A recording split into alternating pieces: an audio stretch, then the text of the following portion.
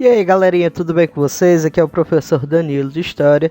Hoje nós vamos corrigir a atividade lá do capítulo 8, o capítulo que se debruça sobre as transformações que o Império Russo vai viver lá entre a passagem do século XIX e XX, culminando na Revolução Russa.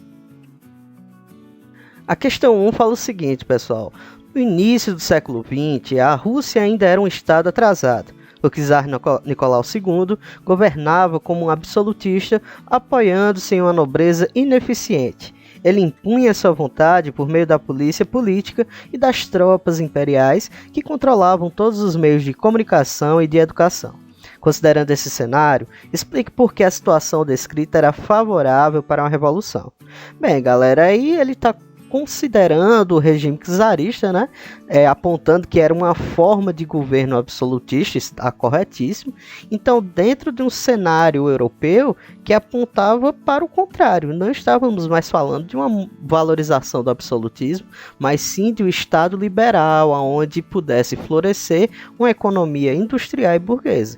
Então, essa situação mantinha os trabalhadores sem direitos políticos e trabalhistas em um país que se industrializava, mesmo que a passos lentos lá, dependendo do capital estrangeiro. Esse contexto causava greves e lutas dos proletários contra o governo. Então foram esses fatores que formavam um cenário propício para que os bolcheviques e os mencheviques conseguissem lá impor as suas vontades através de revoluções. Questão 2. Leia o documento a seguir. Um terço do país se encontra submetido a um regime de vigilância especial, isto é, fora da lei. As forças policiais, sejam visíveis ou secretas, aumentam dia a dia. Nas prisões e nas colônias penais, além das centenas de milhares de criminosos comuns, há uma enorme quantidade de condenados políticos e agora ali se encontram até mesmo os operários. As perseguições religiosas nunca foram tão frequentes nem tão cruéis. Em todas as cidades e centros industriais, agrupam-se tropas enviadas de armas nas mãos contra o povo. Apesar do orçamento do Estado, que aumenta de maneira desmesurada, essa intensa e terrível atividade do governo acentua de ano a ano o empobrecimento da população agrícola. Isto é, os 100 milhões de homens sobre os quais repousa a potência da Rússia. Por esta razão, a fome agora é um fenômeno normal. O descontentamento geral de todos os grupos sociais e a sua hostilidade para com o governo também são um fenômeno normal. Carta do escritor Leon Tolstói ao czar Nicolau II, lá em 1902. Então, a partir do texto, analise as proposições considerando as informações da carta acima e o contexto histórico da Rússia no início do século XX. A alternativa 1 fala: Leon Tolstói, em sua carta, está criticando o governo do czar russo devido às perseguições políticas e religiosas e por causa da nobreza na qual viviam milhões de pessoas na Rússia. Essa aí está correta. Isso daí já faz parte lá dos antecedentes que vão trazer à tona a Revolução Russa. Na prática, a economia do país vivia em torno dos interesses apenas do czar, prejudicando toda a grande maioria da população que vivia em uma condição de pobreza extrema. Então a 1 está corretíssima.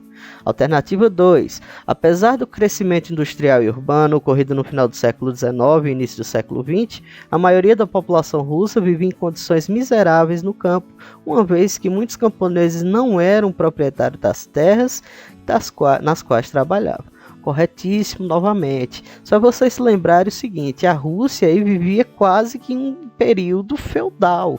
Então as terras nunca eram dos camponeses. Na prática, essas terras estavam ligadas à pequena nobreza, à grande burguesia, que existia dentro da Rússia. Então essa alternativa 2 está correta também. 3. O governo da Rússia nesse período era uma monarquia absolutista, correto, governado pelo czar, correto também. Este tipo de governo é caracterizado pela divisão igualitária do poder entre o monarca e os representantes eleitos pelo povo. Essa daí não está muito certa não, pessoal. Essa 3 está incorreta. Não existia uma divisão igualitária do poder entre o czar e os representantes eleitos pela população russa, tá certo? Então o poder ele era absoluto e não compartilhado. Então a 3 está incorreta. 4. Nas 2 primeiras décadas do século XX, na Rússia, ocorreram inúmeras revoltas populares, entre as quais a que ficou conhecida como Domingo Sangrento, que ocorreu em janeiro de 1905, quando centenas de pessoas foram mortas durante uma manifestação que reivindicava direito à greve, melhores condições de vida e convocação de uma Assembleia Constituinte. Corretíssimo também, tanto que o Domingo Sangrento acabou culminando, né, na criação lá da Duma, que era uma espécie de parlamento convocado ocasionalmente pelo czar. Então as corretas aí seriam a 1, 2 e 4, então seria a letra D, tá certo? Questão 3. A charge a seguir refere-se à Rússia na segunda década do século XX. O cartaz denuncia o regime imperial russo. Explique qual era a situação do trabalhador no país no período tratado. Bem, pessoal, se você olhar aí a frase que tem logo abaixo, o czar, o padre e o rico sobre os ombros do povo, lá no ano de 1918.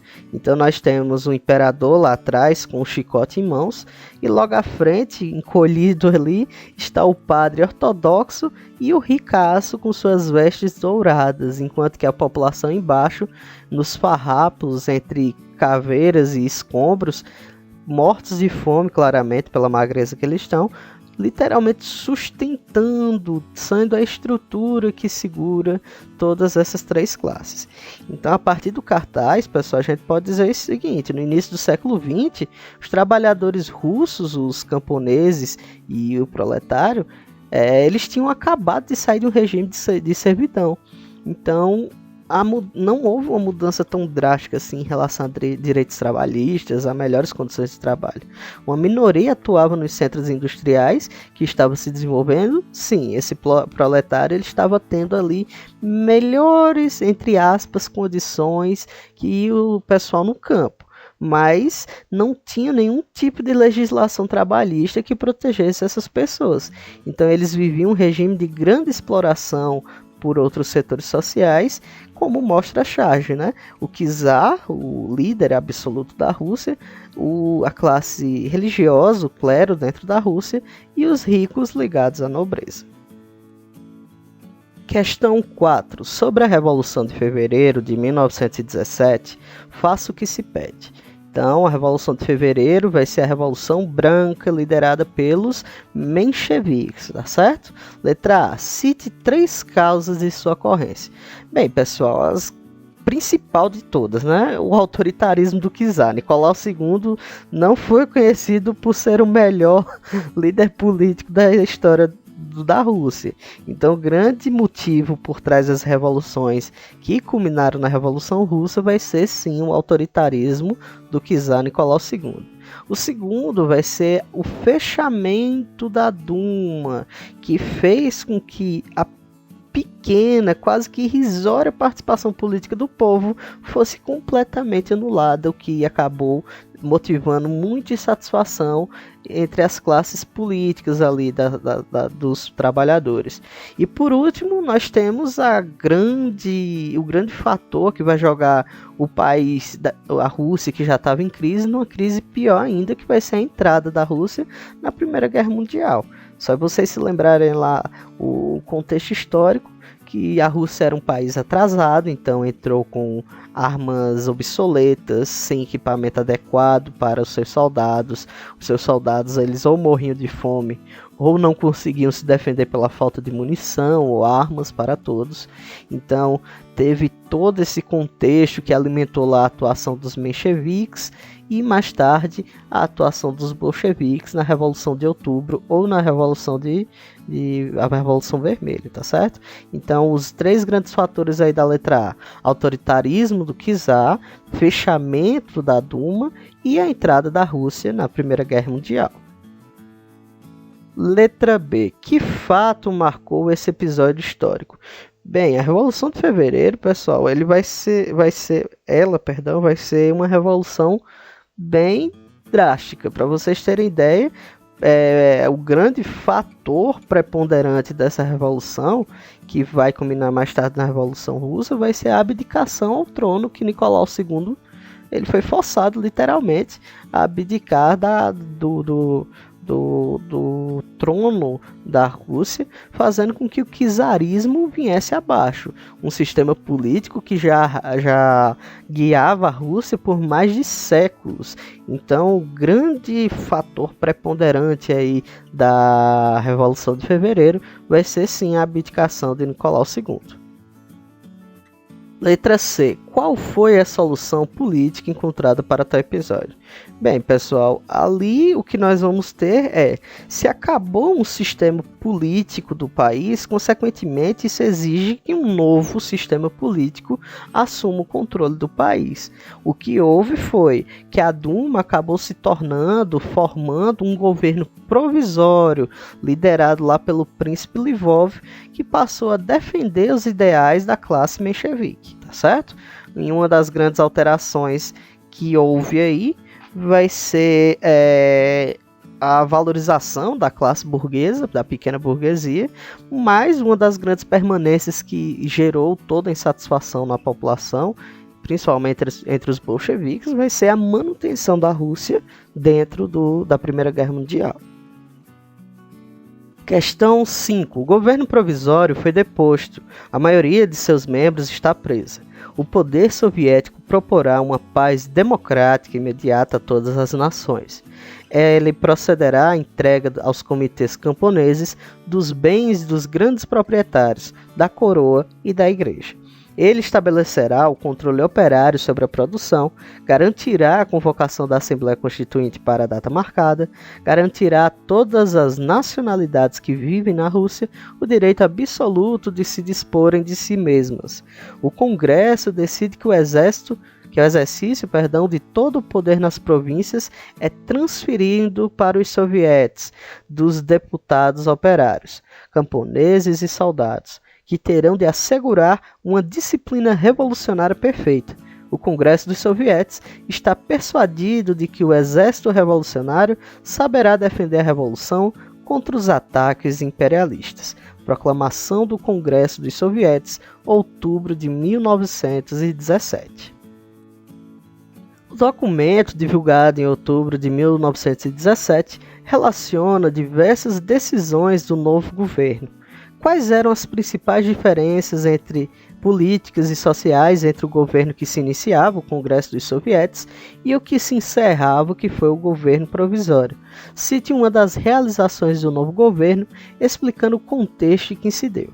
Bem, pessoal, a Revolução de Fevereiro, a Revolução Branca, a Revolução Menchevique, vai ocorrer lá após a abdicação ao trono pelo Nicolau II, formando um governo provisório a partir da estrutura lá da Duma. Isso fez com que o poder político da Rússia acabasse caindo nas mãos da nobreza e da burguesia do país. Esse governo tinha um caráter burguês e, por isso, não rompeu com os países europeus e nem tampouco, como eu falei na questão anterior, retirou a Rússia da Primeira Guerra Mundial, o que criava uma insatisfação muito grande com a população civil, pois literalmente passavam fome para alimentar os soldados lá na frente de guerra. Já quando os bolcheviques tomaram o poder, na Revolução de Outubro, ou na Revolução Vermelha, como você queira chamar, a Rússia literalmente saiu da guerra imediatamente. E ainda se instaurou uma reforma agrária dentro da Rússia. E isso acabou indo contra completamente todos os interesses da nobreza e da burguesia lá da Revolução Branca, contra os interesses das nações estrangeiras que investiram muito dinheiro dentro aqui dessa Rússia revolucionária. Então, esse contexto, a nobreza perde o seu poder, literalmente ela perde as suas terras, perde suas propriedades e dá-se o início, pelo menos da parte socialista dessa revolução. Questão 6. A Primeira Guerra Mundial abalou profundamente todos os povos envolvidos e as revoluções de 1917 e 18 foram, acima de tudo, revoltas contra aquele holocausto sem precedentes, principalmente nos países do lado que estavam perdendo. Mas em certas áreas da Europa, e nenhuma outra mais que na Rússia, foram mais que isso. foram revoluções sociais, rejeições populares do Estado, das classes dominantes e do status quo. O texto é de Eric Hobsbawm sobre história. Letra A. Relacione a Primeira Guerra Mundial e a situação da Rússia na época. Eu acho que já deu uma pincelada aí nas questões anteriores, mas bora lá. Entre as potências envolvidas na Primeira Guerra Mundial, o Império Russo, galera, era o mais atrasado de todos, tanto em termos políticos, tanto em termos econômicos, tanto em termos tecnológicos. E a gente sabe que a tecnologia nessa Primeira Guerra teve um papel profundo na relação de domínio e de vitória dos países. Então, com a guerra, essa situação de atraso da Rússia acabou se agravando ainda mais. Toda a miséria que a população camponesa e proletária que vivia na Rússia nessa época não tiveram condições de permanecer no conflito e de enfrentar o seu principal inimigo dentro dessa guerra, que era o Império Alemão. Aí vocês podem me perguntar, professor, por que o Império Alemão era o principal inimigo do Império Russo? Bem, pessoal, por esse seguinte motivo: a Rússia estava literalmente defendendo as suas fronteiras contra a Alemanha. Tanto que quando a Rússia saiu desse conflito, teve que abrir mão de uma parcela enorme do seu território, que foi anexado pelo Império Alemão. Então, toda essa situação de crise, de profunda fragilidade econômica e política que estava se vivendo, dentro da Rússia ainda tínhamos todas essas revoltas sociais, todas essas greves, lá a Revolução de 1917 com a Revolução Branca, mais tarde em outubro com a Revolução Vermelha. Então a Rússia ela não tinha nenhuma condição de permanecer nesse conflito.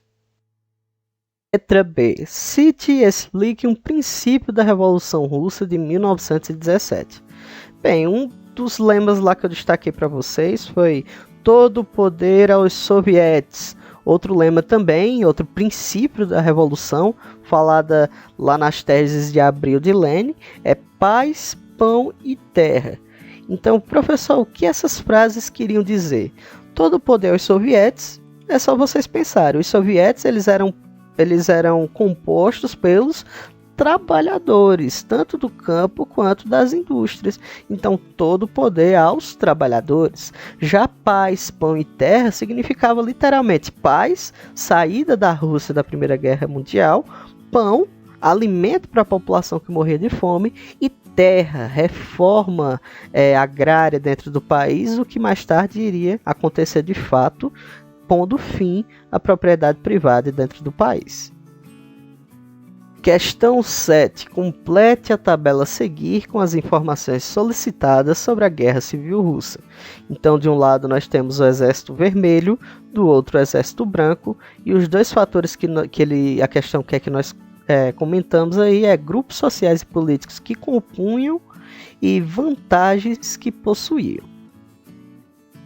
Então, pessoal, o Exército Vermelho ele era composto essencialmente pelos bolcheviques, ou seja, por toda aquela vanguarda da Guarda Vermelha que foi formada durante a Revolução de Outubro, e também contou com um alistamento obrigatório entre a população, o que fez com que esse exército ele se tornasse cada vez maior. Já o Exército Branco ele era formado pelos mencheviques, então contavam lá com a nobreza e com os burgueses da Rússia que tinham perdido o seu patrimônio, sua propriedade privada, mas também contou com o apoio de vários nacionalistas e separatistas, principalmente lá nas fronteiras, que queriam se separar da Rússia dentro dessa estrutura criada pela Revolução. Já as vantagens que o Exército Vermelho tinha é que o governo de Lenin literalmente tinha um poder político que controlava tudo. Então, eles acabaram decretando a obrigatoriedade de recrutar soldados. Além disso, controlavam a economia, criando lá o comunismo de guerra, e passaram a utilizar-se disso para forçar parte da população que se opunha a essa revolução a participar do governo. Mas é claro que tinha uma grande maioria da população russa que de fato apoiava a revolução proposta lá por Lenin. Já o Exército Branco contava lá com o poder financeiro dos nobres e da burguesia, e também com a ideologia nacionalista e separatista, que tinham ideais concretos pela luta contra essa revolução.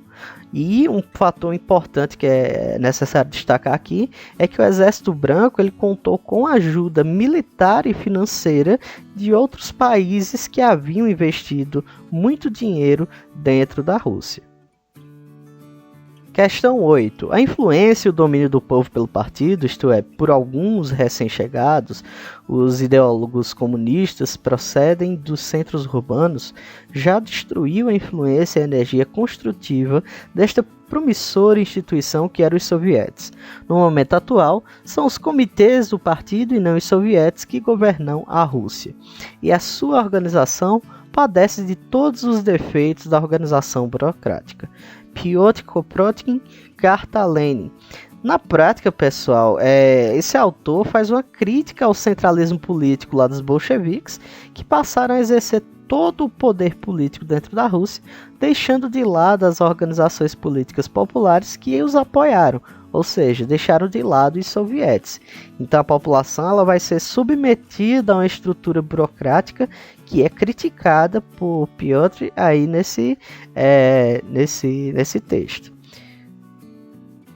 As críticas do anarquista Kropotkin a Lenin, presentes nessa carta de 1920, indicam a sua letra A, crença de que o partido bolchevique consiga reconhecer o poder supremo dos sovietes e extinguir a injustiça social. Não, ele não fala nada sobre isso, quanto mais fala sobre uma hegemonia burguesa e do autoritarismo. Letra B. Insatisfação em relação à diminuição da influência das associações de soldados e trabalhadores e ao aumento da influência política das lideranças bolcheviques. É exatamente isso que o texto traz, né, pessoal? Critica essa marginalização que foi feita aos sovietes e toda essa centralização política em torno do Partido Comunista. Então, nessa questão 8, a letra correta seria a letra B. E a última questão fala: com base na questão anterior, encontre no texto do capítulo um trecho que exemplifique a crítica de Kropotkin ao governo de Lenin e transcreva-o abaixo. Bem, pessoal, há vários trechos do texto desse capítulo que podem ser exemplificados aqui. Por exemplo, um dos trechos que podem ser utilizados: a Assembleia se reuniu pela primeira vez em janeiro de 1918, mas foi dissolvida pelo governo no dia seguinte por não ter aceito as propostas bolcheviques.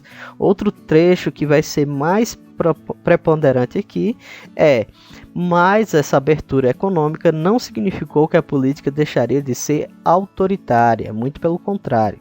Apenas um partido poderia existir, o Partido Comunista, que tomava as decisões sem que a sociedade fosse consultada.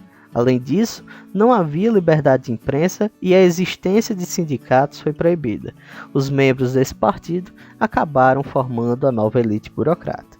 Então, esses dois trechos do texto do capítulo acabam deixando claro o seguinte: se apropriaram da participação popular na Revolução, e assim que ela foi instaurada de fato, esses trabalhadores, esses soldados, esses sindicatos, os sovietes, acabaram sendo deixados de lado, e a partir de então, Lenin e o Partido Comunista passam a liderar e a centralizar a estrutura política da Rússia dentro daquele contexto.